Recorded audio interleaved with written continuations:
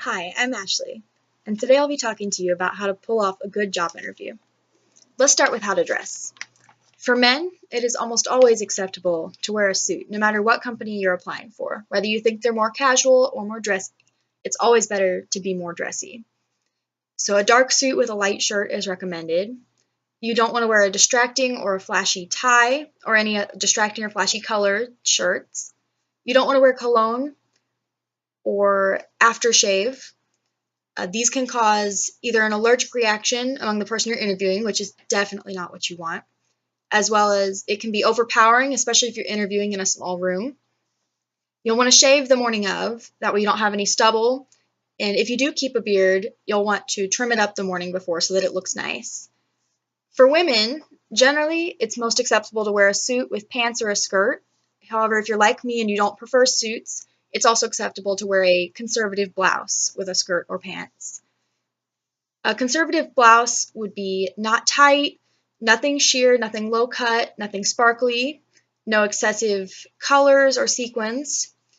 Makeup should be kept pretty neutral but flattering. Nail polish, if your nails are painted, they should be neutral colors. Nothing bright. Your nails should not be too long either. You should have light jewelry, nothing too sparkly or distracting. They recommend 1 ring per hand, if rings at all. The best shoes that have been recommended are low heels that are closed-toed and as well as closed-backed. And you don't want those to be in bright colors or anything unusual there as well. You should always bring along an extra pair of hose in case you get a tear in your pair. They do not recommend bringing along the clear nail polish and trying the clear nail polish trick the day of an interview. Just bring an extra pair with you. As well as far as men, no cologne. Women, the same goes for you, no perfume. You don't want to cause allergic reactions or any sneezing or anything, as well as you don't want to overpower the room. For hair, you're not trying to show off how creative you are at hairstyling, so they recommend a low ponytail or a simple updo, or you can also leave it down.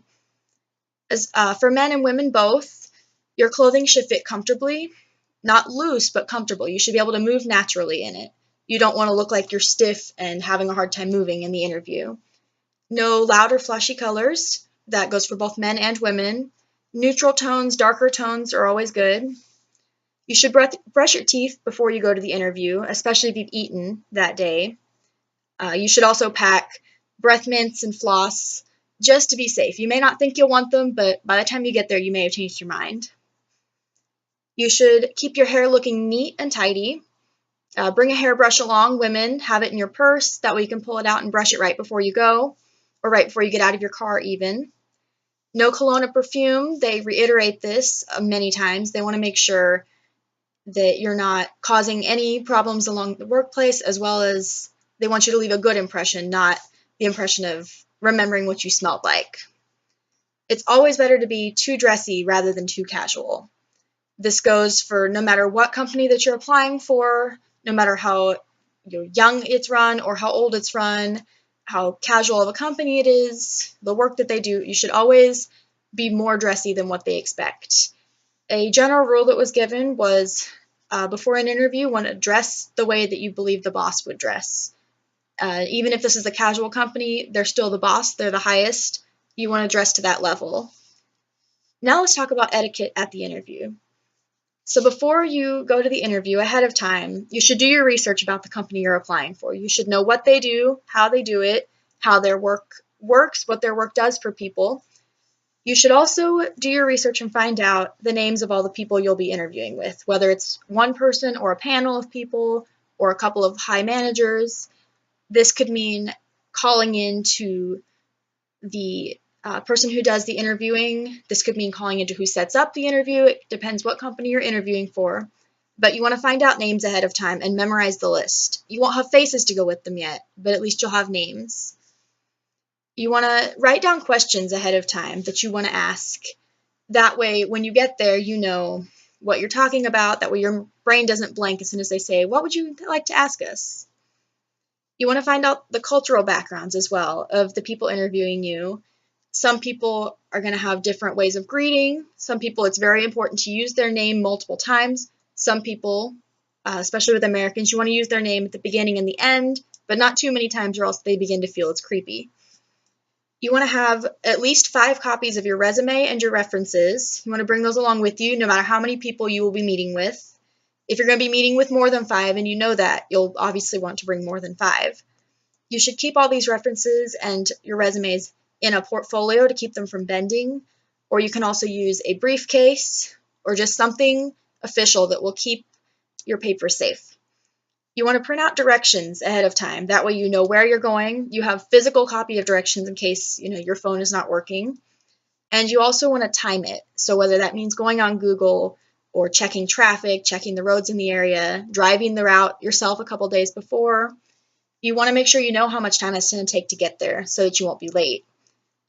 It's recommended that you want to arrive to an interview about 10 to 15 minutes early. So if that means adding an extra 20 minutes onto your drive time just to put in for traffic, then you should do that.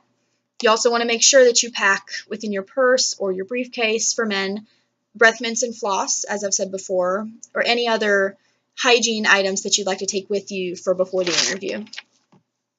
When you arrive at the interview, you want to be polite to everyone that you pass, whether that's bumping into someone in the lobby, in the hallway, going up the elevator. You never know who is going to be watching, and you never know who you're going to be meeting. You could be meeting your future potential manager without knowing it. So you want to be as polite as you can to everyone. Treat everyone like they're the manager. You want to be confident with your body language. So that means you don't want to sit back too far in your chair. That shows laziness and unenthusiasm. But you don't want to sit too far forward in your chair. That shows aggressiveness. You want to sit up straight, gentle, polite, but confident. You want to look approachable, but you don't want to look like you're scared. In general, they say it takes about 30 seconds to make a good impression, and that's all you get to make your good impression. So if you make a bad impression in the first 30 seconds of your interview, then you're going to have a hard time. So you want to make sure you really concentrate on those first 30 seconds of meeting someone. Part of that is repeating their name back to them. If they say, I'm so-and-so, you say, nice to meet you, so-and-so. And this goes for anyone that you introduce yourself to. The first person you introduce yourself to, you should use your first and last name. Anybody after that, you can just use your first, or you can shake their hand. Depends how many people you're going through in a line.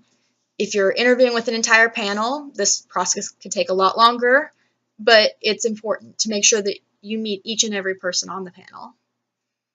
You want to have a strong handshake.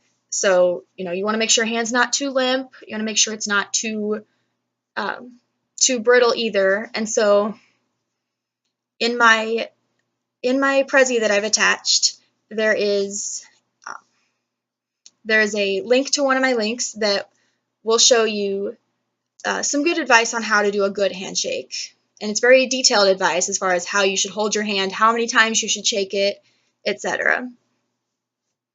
So, and it also depends culturally. For Americans, generally we stand about an average of 2 feet apart when we shake hands.